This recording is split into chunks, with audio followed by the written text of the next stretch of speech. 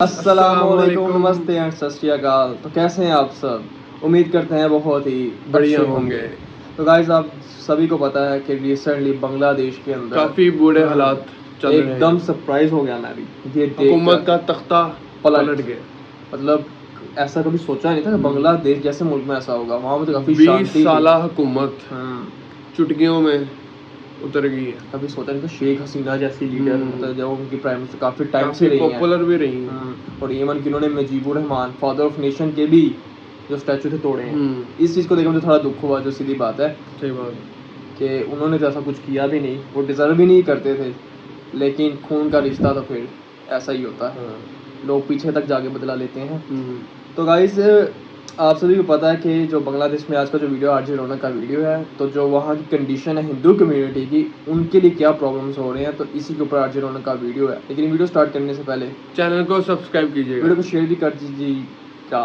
Video देख लेते हैं। So let's start। दोस्तों, शेख हसीना के बांग्लादेश छोड़ने के बाद से बांग्लादेश के 1 करोड़ से ज्यादा हिंदुओं की आबादी खतरे में आ गई है। अब तक सैकड़ों हिंदू घरों को जलाया जा चुका है, हिंदुओं की दुकानों को लूटा जा रहा है और दर्जनों हिंदू मंदिरों में आग लगा दी गई है।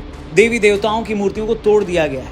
ऐसा लग रहा है कि बांग्लादेश की हिंदू आबादी और बांग्लादेश के जिहादियों के बीच शेख हसीना एक दीवार बनकर खड़ी थी और उनके जाते ही वो दीवार टूट गई और जिहादियों ने हिंदुओं पर धावा बोल दिया। बांग्लादेश के मशहूर हिंदू संगीतकार राहुल आनंदा के घर आग लगा दी गई।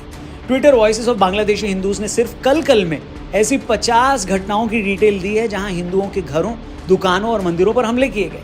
एक घटना में तो हिंदू टीचर मृणाल कांति चैटर्जी की इस्लामिक जिहादियों ने हत्या कर दी। देश के सबसे बड़े अंग्रेजी अखबार टाइम्स ऑफ इंडिया की रिपोर्ट के मुताबिक बांग्लादेश के रंगपुर में आवामी लीग से जुड़े एक हिंदू काउंसलर हराधन राय और उनके भतीजे को जिहादियों की भीड़ ने मार डाला। फेनी में एक दुर्गा मंदिर पर हमला कर दिया गया। हिंदुओं के शमशान घाट की जमीन पर जबरदस्ती कब्जा कर लिया गया। पार्वतीपुर में काली माता के मंदिर समेत 5 मंदिरों में तोड़फोड़ की गई। सिताबगंज में हिंदुओं के घरों पर हमले किए गए। यहाँ हम जगह और लोगों के नाम लेकर एक एक घटना का जिक्र इसलिए कर रहे हैं ताकि किसी को ये न लगे कि हम कोरी लफाजी कर रहे हैं, एवं ही बात कर रहे हैं ना। ये वो घटनाएं हैं दोस्तों जो बांग्लादेश के अखबारों में भी रिपोर्ट हुई। बांग्लादेश की हिंदू, बौद्ध और क्रिश्चियन काउंसिल के लीडर काजोल देवनाथ ने खुद ऐसी 200 से 300 घटनाओं के बारे में बताया है। पोलैंड के एक बड़े ट्विटर अकाउंट ने अपने ट्विटर अकाउंट पर बांग्लादेश की हिंदू, बौद्ध, क्रिश्चियन काउंसिल की तरफ से माइनॉरिटीज पर किए गए हमलों की पूरी लिस्ट छापी है। बांग्लादेशी ट्विटर हैंडल राजू दास ने अपने ट्विटर अकाउंट पर ऐसे 20 वीडियो शेयर कर रखे हैं जिसमें आप बांग्लादेश में हिंदुओं के घरों, दुकानों और मंदिरों पर हो रहे हमले देख सकते हैं। कितने ही वीडियोस में हिंदू परिवार घर के अंदर बंद हैं और बाहर इस्लामिक जिहादियों की भीड़ दरवाजा खटखटा रही है। घर के अंदर घबराए लोग मदद के लिए फोन कर रहे हैं। लोगों का रो रो कर बुरा हाल है। हमारा चैनल राजू दास के ट्विटर अकाउंट पर शेयर किए गए इन वीडियोस की ऑथेंटिसिटी कंफर्म तो नहीं कर सकता, मगर इन वीडियोस में आप देख सकते हैं कि कैसे एक वीडियो में बोगरा डिस्ट्रिक्ट के एक इलाके में हिंदुओं के घरों पर हमला किया जा रहा है। एक दूसरे वीडियो में एक हिंदू लड़की रोते हुए बांग्ला भाषा में अपना दर्द बयां कर रही है। एक वीडियो चटगांव का है जहां जिहादियों की भीड़ ने शनि मंदिर में आग लगा दी है। ऐसे एक नहीं, कम से कम 20 वीडियोस इस वक्त अलग अलग सोशल मीडिया अकाउंट्स पर वायरल हैं। हिंदुओं पर हमले की खबरों से पूरा सोशल मीडिया, प्रिंट मीडिया और टीवी चैनल्स भरे हुए हैं। ये सारे हमले एक बड़ा सवाल खड़ा करते हैं कि अगर कुछ दिन पहले शुरू हुआ छात्र आंदोलन सच में रिजर्वेशन के खिलाफ था, अगर सच में लोगों का गुस्सा शेख हसीना को लेकर था, तो आज ये लोग हिंदुओं पर हमला क्यों कर रहे हैं? अब तो लगभग रिजर्वेशन भी खत्म हो चुका है, शेख हसीना भी देश छोड़कर जा चुकी हैं। तो फिर ये हिंदुओं पर, हिंदुओं के घरों पर, हिंदू मंदिरों पर हमला करके किस बात का गुस्सा निकाल रहे हैं ये लोग? इसलिए हमने अपने पिछले वीडियो में कहा था कि आंदोलन करने वाले ज्यादातर लोग छात्र हैं ही नहीं। छात्रों की शक्ल में जमात और बांग्लादेश नेशनल पार्टी के जिहादी हैं जो बरसों से वहां की हिंदू कौम के खून के प्यासे थे। ये वो लोग हैं जो पूरी तरह से हिंदुओं को बांग्लादेश से भगाना चाहते हैं। ये वो लोग हैं जो हिंदुओं की दुकानों और मकानों पर कब्जा करना चाहते हैं। ये वो लोग हैं जिन्होंने सेक्युलर वैल्यूज पर बने बांग्लादेश को इस्लामिक स्टेट बनाने के लिए मुजीबुर रहमान की हत्या कर दी थी। जिन लोगों को पता नहीं उन्हें बता दें कि जब बांग्लादेश बना था तो उसके संविधान में सेक्युलर वर्ड यूज किया गया था, मगर मुजीबुर रहमान की हत्या के बाद संविधान में सेक्युलर शब्द की जगह इस्लामिक स्टेट शब्द डाल दिया गया। और आज शेख हसीना देश की पीएम नहीं रही। पुलिस और आर्मी की तरफ से इनको भी फ्री हैंड मिल गया है, तो ये लोग फिर से हिंदुओं पर हमले करने लग गए। और बांग्लादेश पर हिंदुओं पर यह कोई पहला हमला नहीं है दोस्तों। 2001 में जब बांग्लादेश में खालिदा जिया की सरकार बनी थी तो उनके सपोर्टर्स ने सिस्टमैटिक तरीके से पूरे देश में हिंदुओं के खिलाफ हिंसा छेड़ दी थी। वो हिंसा उस वक्त पूरे 150 दिनों तक चली। इस हिंसा में हिंदुओं के खिलाफ 18,000 से ज्यादा क्राइम किए गए। 1000 हिंदू औरतों के साथ गलत काम किया गया। हालत ये थी कि उस हिंसा के बाद एक साथ 5 लाख हिंदुओं को बांग्लादेश छोड़कर भारत आना पड़ा था।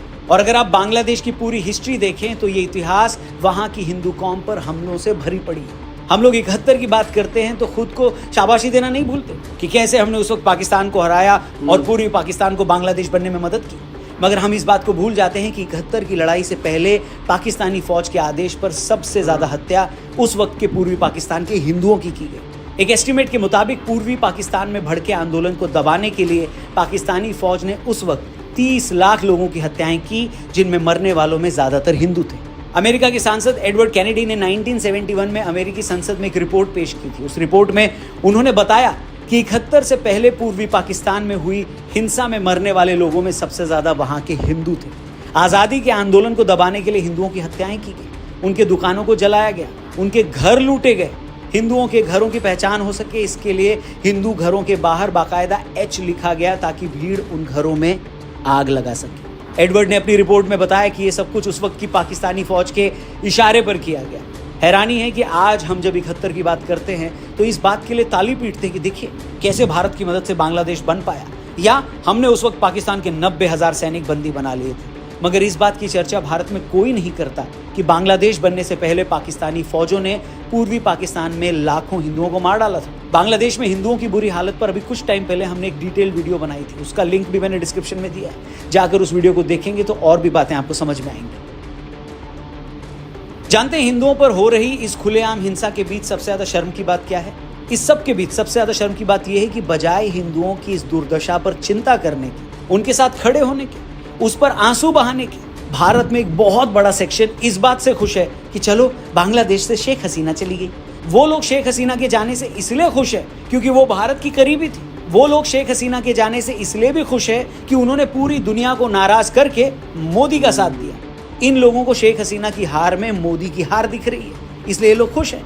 मगर ये जाहिल ये नहीं समझ पा रहे और ये बिल्कुल नहीं देख पा रहे कि अब वहां के हिंदुओं का क्या होगा। क्या तुम लोगों के लिए एक आदमी से अपनी पॉलिटिकल नफरत ज्यादा मायने रखती है या बांग्लादेश के 1 करोड़ 30 लाख हिंदुओं की सेफ्टी?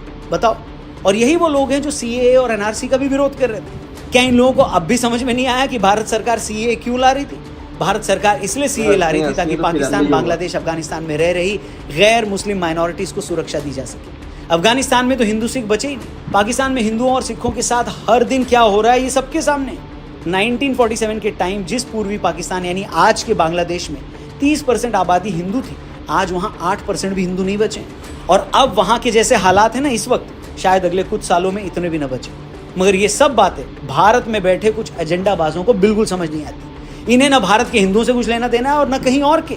इन्हें तो बस इस बात की टेंशन है कि अगर CAA के बहाने देश में कुछ लाख हिंदू और आ गए तो मोदी के वोट न बढ़ जाएं।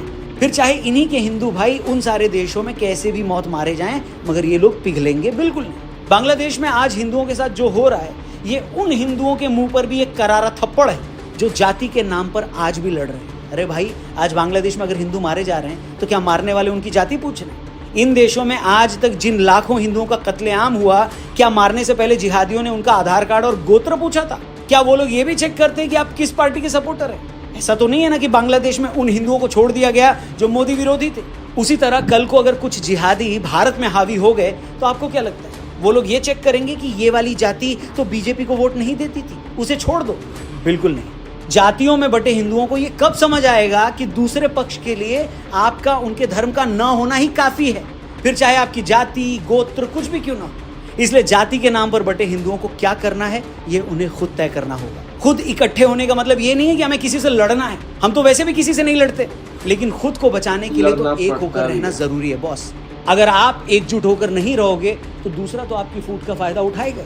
आज बाबा रामदेव से लेकर सदगुरु जग्गी वासुदेव तक सभी बांग्लादेशी हिंदुओं के साथ हो रहे जुल्म को लेकर परेशान हैं। भारत सरकार का भी ये फर्ज है, उनकी रिस्पॉन्सिबिलिटी है कि वो अपनी हैसियत और ताकत का इस्तेमाल करके बांग्लादेश की फौज और वहाँ की आने वाली इंटरिम सरकार को ये मैसेज दे कि वहाँ की हिंदू कम्युनिटी के साथ कुछ भी नहीं होना चाहिए। जयशंकर साहब ने ऐसे कुछ स्टेटमेंट दिए भी हैं, मगर फिर अगर वहाँ हिंदुओं के खिलाफ वायलेंस नहीं रुकती तो भारत सरकार को इसका कोई सोल्यूशन, इसका कोई रास्ता निकालना ही होगा। हम ये सोचकर हाथ पर हाथ धरे नहीं बैठ सकते बॉस कि वो तो दूसरे देश का मामला है। वैसे भारत सरकार CAA लाकर पहले मैसेज दे ही चुकी है कि वो बांग्लादेश और पाकिस्तान में रह रहे हिंदुओं, सिखों और बौद्धों को पराया नहीं मानती। मैंने इन 3 धर्मों का जिक्र इसलिए किया क्योंकि यही लोग वहां ऑप्रेस्ड हैं। लेकिन टाइम आ गया है कि भारत इन देशों में रहने वाले हिंदुओं और बाकी माइनॉरिटीज की सेफ्टी के लिए बयानबाजी के आगे जाकर कुछ तगड़ा कदम तो उठाए, क्योंकि कोई भी गैरतमंद इंसान ये बर्दाश्त नहीं कर सकता कि उसके भाई बहन किसी और मुल्क में जिहादियों के हाथों यूं मारे जाए। उम्मीद है भारत सरकार इस बात को जरूर समझ रही होगी और इसका कोई ना कोई रास्ता जरूर निकलेगा। बाकी आपकी इस मामले पर क्या राय है? बांग्लादेशी हिंदुओं के लिए भारत सरकार क्या कर सकती है? उन्हें हम कैसे प्रोटेक्ट कर सकते हैं? बांग्लादेश की सरकार पर कैसे प्रेशर बनाया जा सकता है? जो भी आप इस बारे में सोचते हैं, जो भी आपकी राय है, कमेंट करके जरूर बताइए। ये था वीडियो, काफ़ी दुख हुआ और सबसे पहली बात है कि वीडियो को बहुत ज़्यादा आप शेयर करो, क्योंकि सोशल मीडिया पे अभी मैंने ऐसा कुछ वीडियो नहीं देखा जहाँ पे हिंदू की कम्युनिटी की बात भी हो रही कि ऐसा कुछ हुआ। बस वहाँ पे यही दिखाने की स्टूडेंट बहुत अच्छे हैं, बहुत अच्छे से प्रोटेस्ट वो अपने हक के लिए लड़ रहे हैं। हाँ, बस अपने हक के लिए लड़े हैं। यहाँ पर उनके अच्छा ही में छापा जा रहा है। पाकिस्तान के अंदर तो यही वीडियोस आ रही है, देखो ऐसे लड़ते हैं, ऐसा अपना हक छीनते हैं।